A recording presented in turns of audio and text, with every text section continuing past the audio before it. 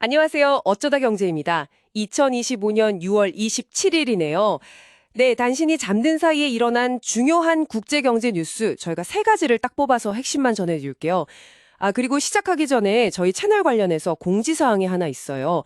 앞으로 어쩌다 경제는요, 국제 경제 뉴스랑 국내 경제 뉴스를 좀 나눠서 업데이트하려고 합니다. 그 국제 경제 뉴스는 아침에 하루 시작하시면서 편하게 들으실 수 있게 준비할 거고요.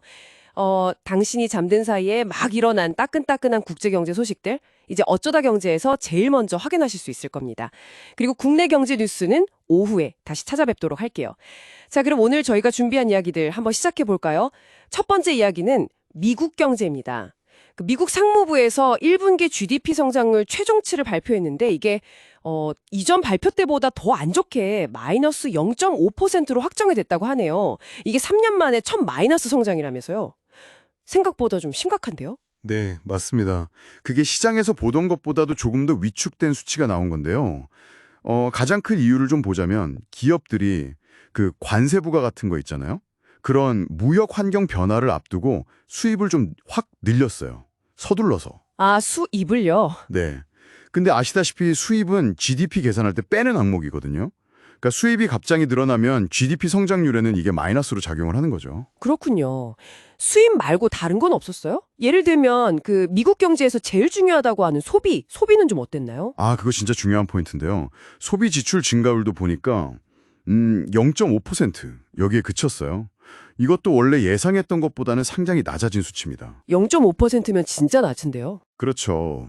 미국 경제 거의 70%가 소비라고 하는데 이게 둔화됐다는 건 좀 우려스러운 신호는 맞죠. 네. 다만 이게 좀 일시적인 요인 때문이다 이런 분석도 있고요.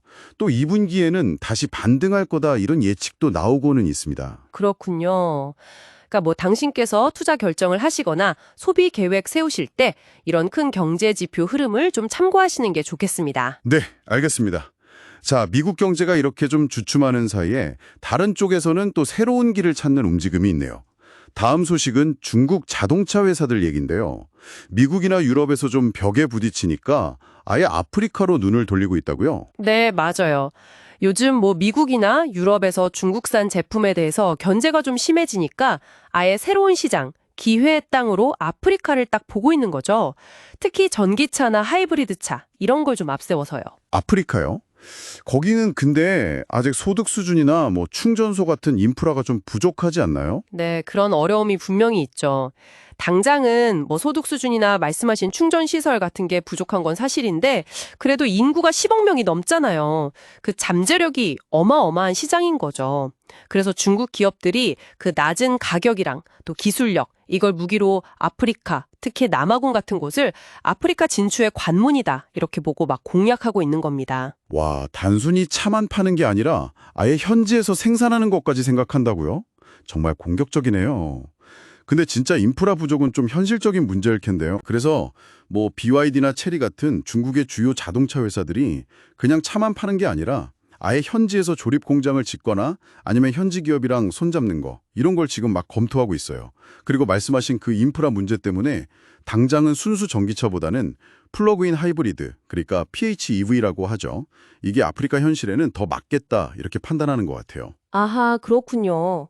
전력적이네요. 네, 이런 움직임이 결국 글로벌 자동차 시장 판도가 어떻게 바뀌고 있는지를 좀 보여주는 그런 재미있는 사례라고 할 수 있겠습니다.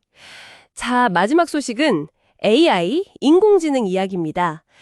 톰슨 로이터에서 보고서가 나왔는데 AI 활용에 대해서 뭔가 명확한 전략이 있는 회사랑 없는 회사가 실제 매출 성장의 차이가 크다고요. 네, 그 차이가 무려 2배나 난다고 합니다.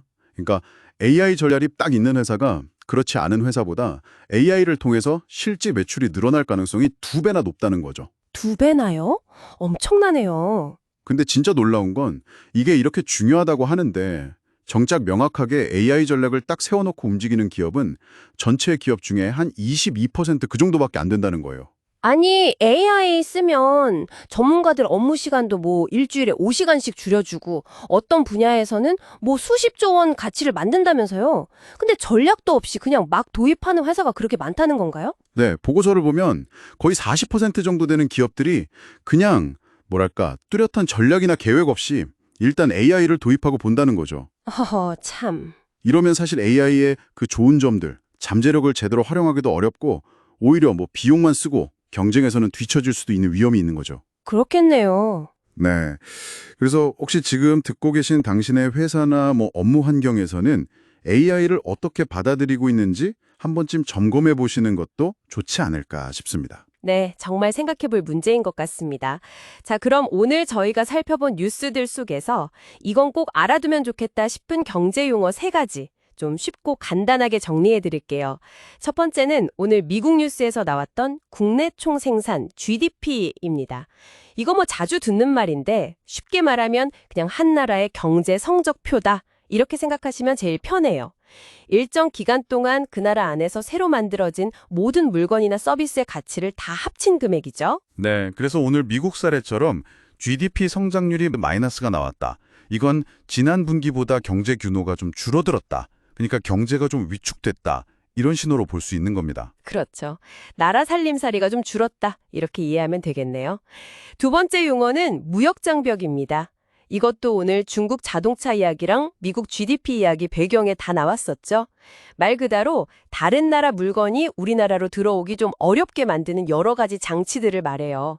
제일 대표적인 게 관세인데 이건 뭐 수입품에 붙는 일종의 입장료 같은 거라고 생각하시면 쉬울 것 같아요. 네, 맞아요. 이 장벽이 높아지면 수입품 가격이 비싸지니까 우리나라 산업을 보호할 수는 있는데 또 너무 높으면 다른 나라랑 무역 마찰이 생기기도 하죠. 오늘 본 것처럼 중국 기업들이 아프리카로 눈을 돌리거나 또 미국 기업들이 관세 오르기 전에 막 수입을 서두른 거.